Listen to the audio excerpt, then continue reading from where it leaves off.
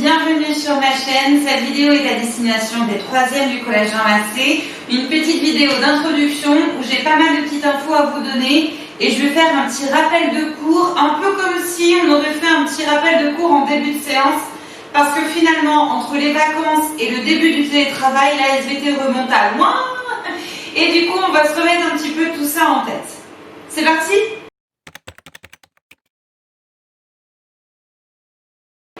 Alors, je commence cette première vidéo par vous redonner les points importants. Tous les mardis, il y aura donc des publications pour vous. C'est ma journée, entre guillemets, de tournage, montage pour les 3e. Je reste accessible sur Pronote tous les jours, hein, ça ne change pas. Mais c'est la journée où je me concentre au tournage, au montage, à déposer des documents sur Pronote, YouTube et le Padlet des 3e. Donc, soyez connectés tous les mardis. Et donc, vous avez du travail à faire pour le mardi d'après. On est bien d'accord.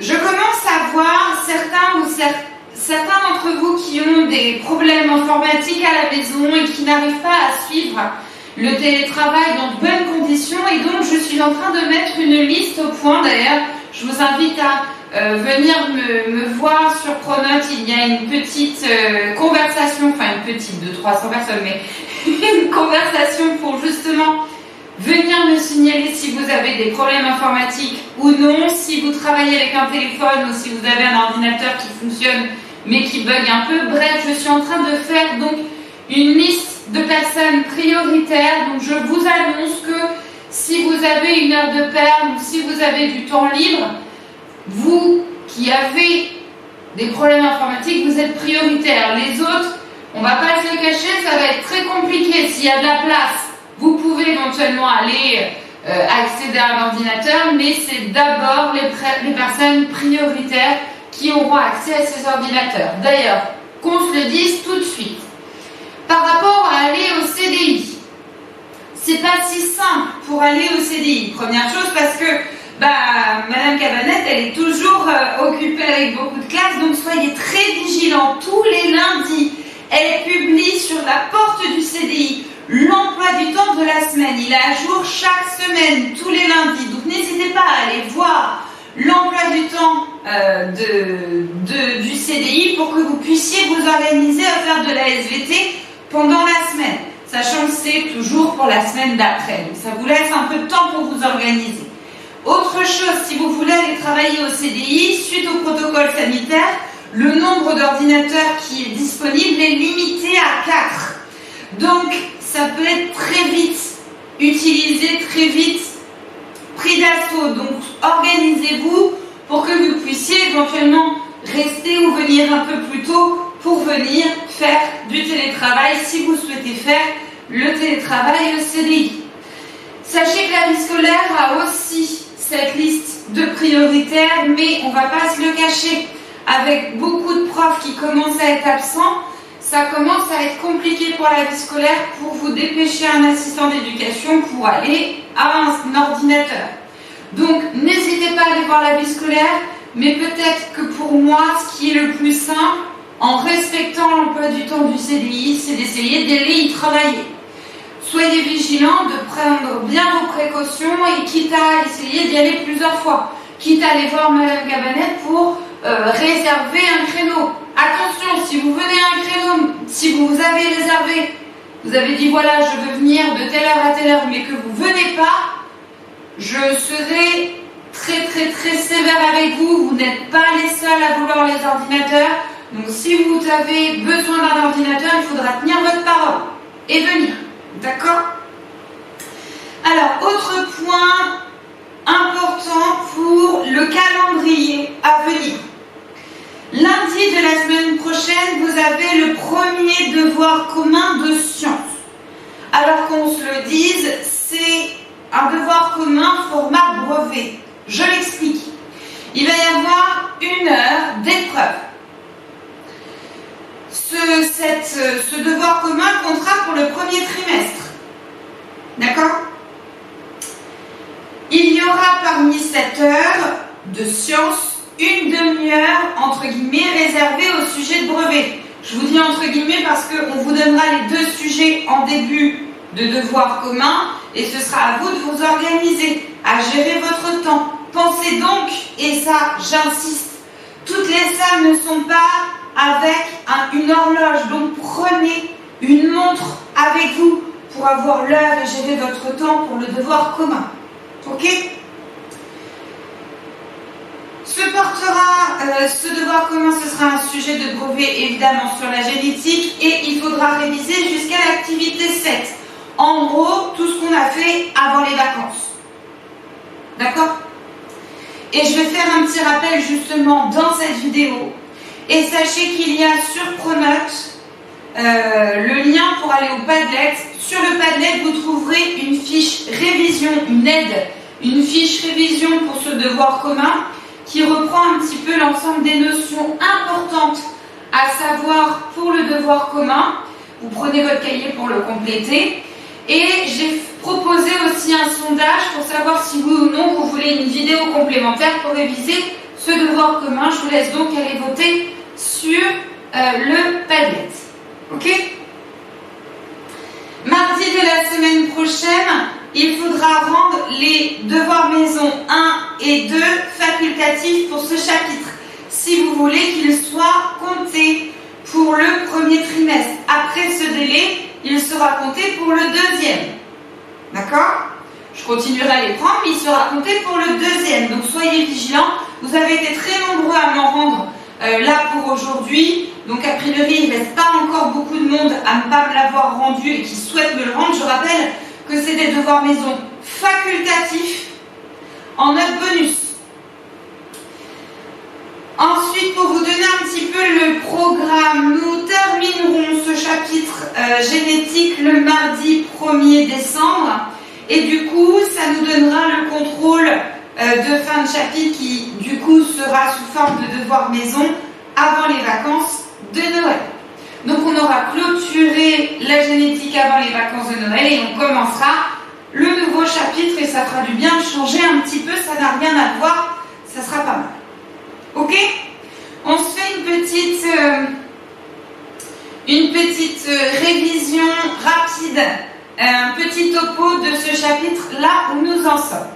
Donc souvenez-vous, nous sommes dans le chapitre 1, meurtre dans le troupeau, bref, une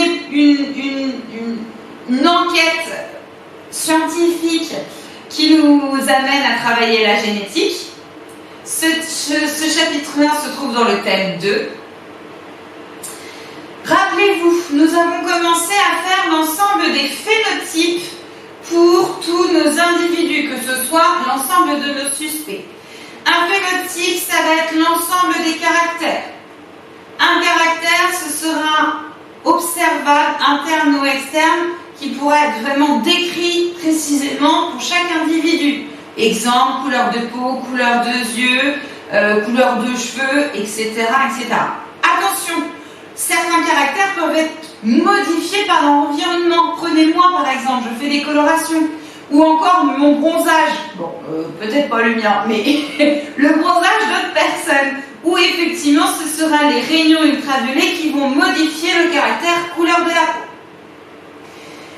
On parle de caractère héréditaire quand il sera transmis de génération en génération. D'ailleurs, souvenez-vous, point important méthodo de ce chapitre, comment on fait un arbre généalogique. Prenez par exemple cet arbre généalogique de la famille de Alain. Nous avons donc, souvenez-vous, carré des hommes, femmes représentées par des ronds. Chaque ligne correspond à une génération. Donc ici, nous avons 3 générations. Quand il y a un trait reliant 2 personnages comme ceci, c'est qu'ils sont en union, en tout cas, qui vont donner une fécondation. Attention, ça ne veut pas dire qu'ils sont mariés. Ça peut très bien être ensuite séparés, divorcés, etc. Mais peu importe, d'un point de vue génétique, il y aura une fécondation donnant un ou plusieurs enfants. D'accord ? Donc, reprenez bien l'arbre généalogique. Comment on fait un arbre généalogique ? Comment on l'analyse ? Ça, ce sera important pour le devoir commun. Je dis ça, je dis rien. Donc, un caractère va être codé par l'information génétique, qui peut être transmise de génération en génération. Cette information génétique, elle est sous forme d'ADN dans le noyau et nous avons eu l'occasion de le voir, heureusement qu'on avait fait des TP avant les vacances, de le voir en vrai dans nos tubes à essai. Nous avions pu voir une pelote d'ADN, une sorte de filament, où en fait, quand il est sous forme filamentaire, cet ADN, on parle de chromosomes. Donc il va y avoir un ensemble de chromosomes au sein du noyau de chacune de nos cellules. L'ensemble de notre ADN est présent dans chacune de nos cellules, ce qui est très utile pour nous, enquêteurs. On a une cellule de peau, une cellule de cheveux, une cellule de salive. Ça nous permettra d'identifier et d'éliminer nos suspects. Les chromosomes sont visibles donc sous forme de petits bâtons colorés. On a l'occasion de les voir beaucoup plus précisément au moment de la division cellulaire. On va voir que l'ADN va se mettre dans chaque pôle de la cellule, permettant ensuite d'avoir 2 cellules filles avec de l'ADN. Et donc là, on est en train de voir justement cet ADN en train de se diviser, elle aussi, de se mettre de chaque côté pour pouvoir avoir 2 cellules filles. L'ensemble des chromosomes de chaque noyau de chaque cellule va pouvoir être rangé, classé sous forme d'un karyotype. Ah, je ne sais pas pourquoi, là ça fait un vert super fluo. Bon, désolé. Là par exemple, nous avons le karyotype de notre victime qui présente une anomalie au chromosome 21. Normalement, nous avons 23 paires de chromosomes. Sachant que les 23e paires, c'est la paire de chromosomes sexuels qui déterminera le sexe de l'individu. Je rappelle que s'il y a un Y, ce sera un homme. S'il n'y a pas de Y, ce sera par défaut, entre guillemets, une femme.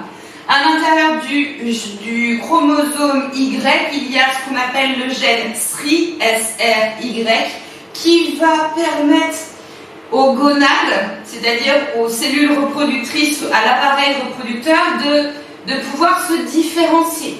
Jusqu'à 3 mois, nous avons tous été, jusqu'à 3 mois, des bébés, de futurs bébés dans le ventre de nos mamans, avec un stade indifférencié d'un point de vue du sexe génétique, du sexe anatomique. Par contre, d'un point de vue du sexe génétique, nous étions déjà XX pour moi par exemple, ou XY pour mon conjoint par exemple. Et donc à partir de 3 mois, dans le ventre de la maman, s'il y a ce gène SRY sur le chromosome Y, l'ensemble de l'appareil reproducteur va se différencier en petit garçon, appareil reproducteur mâle, et s'il n'y a pas de chromosome Y, ça deviendra un appareil reproducteur femelle. Et ça, c'est présent dans toutes les espèces. Le chromosome Y détermine le sexe de l'individu, peu importe l'espèce animale. Ça, c'est important. S'il y a une anomalie, il peut y avoir une anomalie avec un nombre positif. Si par exemple il y a 3 chromosomes au lieu de 2, on parlera de trisomie. Et là, on rajoute le nombre de la paire de chromosomes, donc trisomie 21 en l'occurrence. Si par contre il y a un chromosome en moins, un seul au lieu d'une paire, on parlera de monosomie 22 par exemple. Ok ? Et nous étions donc, juste avant les vacances, à voir justement gènes et chromosomes, comment finalement le caractère va être codé par un gène. Et nous avions travaillé sur l'activité 7 avant les vacances. Donc ça, c'était vraiment là où nous en sommes. Pour certaines classes de 3e, j'avais terminé cette activité. Pour d'autres, je ne suis pas sûre. Du coup, je vous propose une autre vidéo où je vais reprendre l'activité 7 en détail. Si jamais c'est un peu vague pour vous, même si on l'a déjà fait, n'hésitez pas à aller la voir. Ce sera toujours des rappels intéressants pour vous. D'accord ? Donc nous en étions là juste avant les vacances. J'espère que ce petit rappel vous rafraîchira un petit peu tout ça et que vous êtes maintenant prêts pour la suite. Alors à bientôt pour une prochaine vidéo. Prenez soin de vous.